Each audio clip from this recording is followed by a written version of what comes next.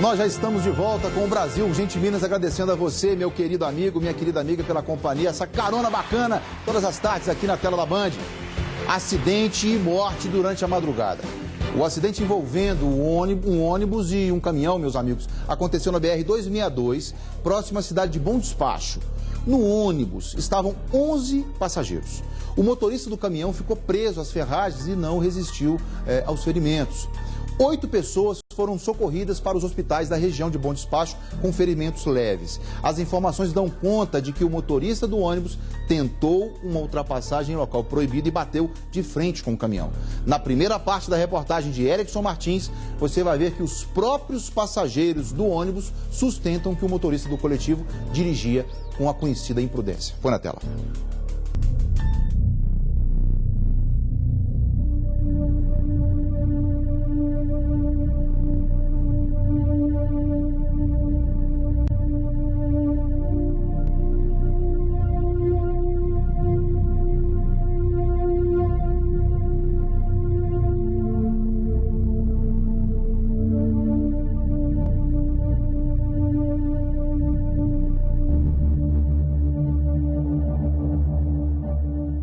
Tudo parado por conta deste acidente que aconteceu na noite desta terça-feira. Os profissionais que trabalham para a empresa que administra a BR tiveram muito trabalho para remover as madeiras que caíram na pista após a batida. Estes 2 passageiros estavam no ônibus que seguia para a cidade de Patos de Minas e foram os únicos que não se machucaram, mas relataram que o motorista a todo tempo ficava forçando as ultrapassagens. Só percebi quando ele forçou algumas ultrapassagens no decorrer do percurso. E no momento aqui do acidente, ele forçou a ultrapassagem e veio a colidir de frente aí com o caminhão. Realmente, então, deu para presenciar então aí que ele estava tentando forçar algumas ultrapassagens no trajeto de Belo Horizonte até aqui no trecho onde aconteceu o acidente? Sim, o que deu para perceber foi isso aí. Inclusive, no momento do acidente, estava ultrapassando o local proibido. Estava ultrapassando o local proibido. Exatamente. O ônibus saiu de Belo Horizonte no final da tarde desta terça-feira. Nesse trecho da BR-262, próxima à cidade de Bom Despacho, região oeste do estado, teria atingido a contramão para fazer uma ultrapassagem em local proibido.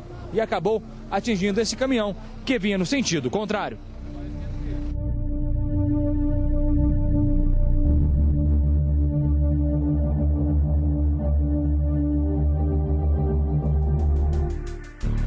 Eu vou explicar depois por que eu falei a nossa conhecida imprudência. Já já. A nossa equipe de reportagem continuou acompanhando os acontecimentos em relação a esse acidente direto lá do local. Você vai ver agora o que disseram as autoridades que atenderam a essa ocorrência. Diretor, põe na tela.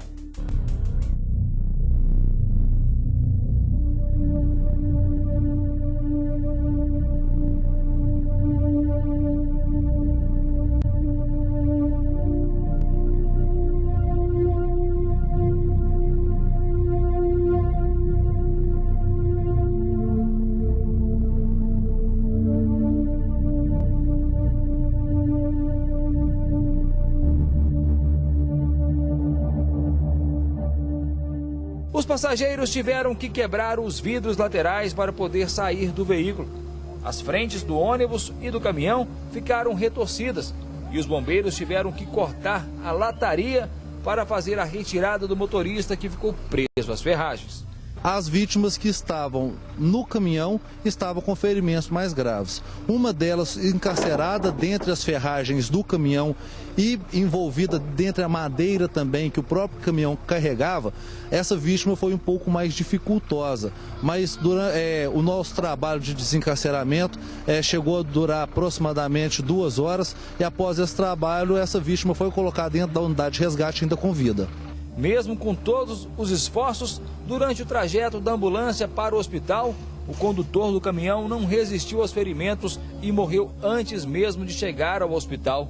Ao todo, foram 8 pessoas socorridas para as unidades de saúde da região. Foram 7 passageiros e o condutor do ônibus feridos, já todos hospitalizados.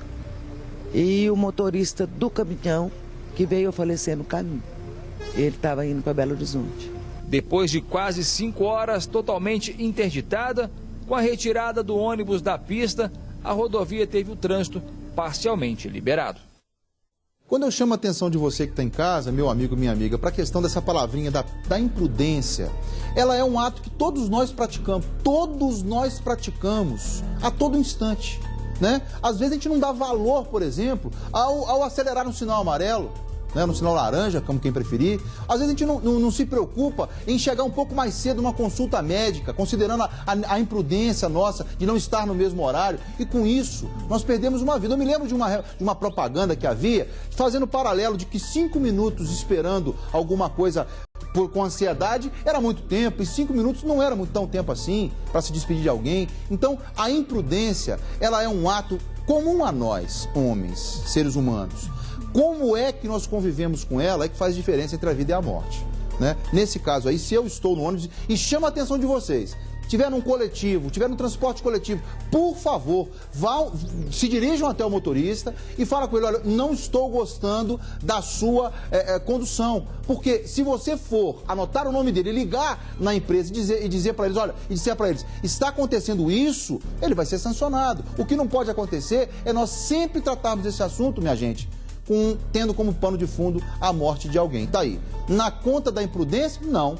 Não. Para mim, quem age com imprudência nessa circunstância assumiu o risco de colher a morte. Então tem que responder como homicídio doloso. É a minha opinião e eu tenho sustentado isso há algum tempo. Agora, prestes a completar 1 ano de funcionamento, o sistema MOVE registra mais um acidente com morte. Uma pessoa morreu atropelada por um ônibus. O acidente foi na Avenida Antônio Carlos, uma importante via de trânsito aqui em BH, né, que mais próximo ao viaduto São Francisco, na região da Pampulha.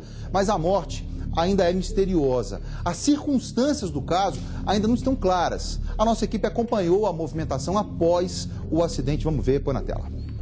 O atropelamento foi na pista do MOVE, na Avenida Antônio Carlos, em frente à Estação São Francisco, na região da Pampulha. Apesar da serragem espalhada na pista, era possível ver marcas de sangue da vítima que morreu no local. A Polícia Militar foi acionada no início da manhã desta quarta-feira por usuários do MOVE que viram o corpo da vítima. As circunstâncias do atropelamento ainda não foram esclarecidas. Segundo a polícia, o homem de aproximadamente 35 anos teria entrado em luta corporal momentos antes de ser atropelado. Ele estava sem documentos. Não temos a imagem exata do momento do impacto. Foi filmado um determinado ônibus deslocando do local logo após. Acredita-se que esse ônibus possa ser o coletivo envolvido. E sendo então o condutor encaminhado à delegacia para subsidiar a investigação. O ônibus que passava pelo trecho na faixa de horário próxima do acidente foi periciado. Só que tanto o motorista quanto os passageiros não perceberam nada de anormal. Foi vistoriado todo o coletivo, principalmente os paralamas, onde poderia ter ficado algum resíduo, e nada foi encontrado. A Polícia Civil vai investigar o atropelamento. Uma ocasião que chama a atenção da gente pelas características do que ficou depois do acidente, né? Mas só para você ter uma ideia, no mês de março já foram 3 acidentes, a gente chama de abalroamentos, né? A batida de ônibus com um cidadão, enfim, com a bicicleta, com a moto, com o carro, ou de ônibus com ônibus, enfim, só de um ônibus com outro veículo. Só no mês de março já foram 3 abalroamentos. Em janeiro, foram 2 atropelamentos com vítima, com ferimentos leves, 21 abalroamentos sem vítimas, 4 atos de vandalismo, 3 assaltos no sistema MOVE. No mês de fevereiro, os números são muito maiores, mas o que chama atenção nesse caso, é óbvio que a Polícia Civil vai se debruçar sobre ele, é que a característica do fato, né, Josuá? A característica do acontecimento é que não deixa muita margem para a gente poder entrar em mais detalhe com a experiência que a gente tem, né? Não encontraram a frenagem do ônibus, não encontraram marca de sangue no ônibus, como você viu o depoimento do militar aí. Enfim, a Polícia Civil vai se debruçar sobre esse assunto. Na verdade, eu vou ser sincero para você. Será que não está na hora de dar uma benzida no MOVE, não? Meu Deus do céu. Quando eu falo benzina, é de macumba, não. É todo mundo começar a rezar. É todo mundo começar a rezar. católica, evangélica, cada um reza a sua reza. Porque aqui nós somos um programa laico também, né? Nós não somos um Estado laico, não. Nós acreditamos na fé de todo mundo. Tá na hora, né, gente? Porque se na prática, na técnica, vocês não estão conseguindo tocar o sistema muito evoluído de transporte público coletivo, tá na hora de começar a rezar, né? Essa é a grande realidade. Não é, Datena, não. Vem pra cá. Deixa eu te falar o seguinte, é só as contas de início de ano chegarem e aí o orçamento vira aquela bagunça. Lá em casa, então, não sei como é que eu vou fazer ainda, né? Não sabia. É IPTU, IPVA, eu não sei nem falar direito. Material escolar, então, férias, como é que é? É até normal a gente se atrapalhar, você sabe disso. Mas fique tranquilo, meu amigo. O empréstimo pessoal da casa está aí para ajudar você a centralizar suas contas. Com ele, você tem dinheiro na mão e na hora. E o pagamento é facilitado, você pode fazer no cheque ou pode fazer no carnê. E tudo isso, é claro, obviamente, com prestações que vão caber no seu orçamento, no seu bolso. Então, meu amigo, está esperando o quê? Organize suas contas com a da casa agora mesmo e aproveite 2015 com muito mais tranquilidade. Ligue agora, se organize com o empréstimo pessoal da casa. Telefone 0800 039 1212. Da Casa Financeira, mais crédito, mais confiança, ok? E você vai ver hoje, né, daqui a pouquinho, um pouco da criatividade da minha minerada. O repórter Augusto Medeiros vai mostrar um espetáculo diferente. Bandido. Onde será, ele aí? Onde será que o artista que se encontrou com Augusto Medeiros se apresenta? Me fala, qual a sua opinião? Você vai ver em mais uma reportagem com um olhar especial da equipe do Brasil Gente Minas. É daqui a pouco, daqui tem também, né? A novidade, no caso, da doutora Castro. Essa doutora tão bacana, tá aí, ó, toda bonitona. Tem novidade desse caso? Eu te conto daqui a pouquinho. Ela que mandou cortar os documentos do noivo dela, ó, em 2010, lá em Juiz de Fora. Agora tem mais novidade desse caso. Daqui a pouco eu conto pra você depois do intervalo, já já.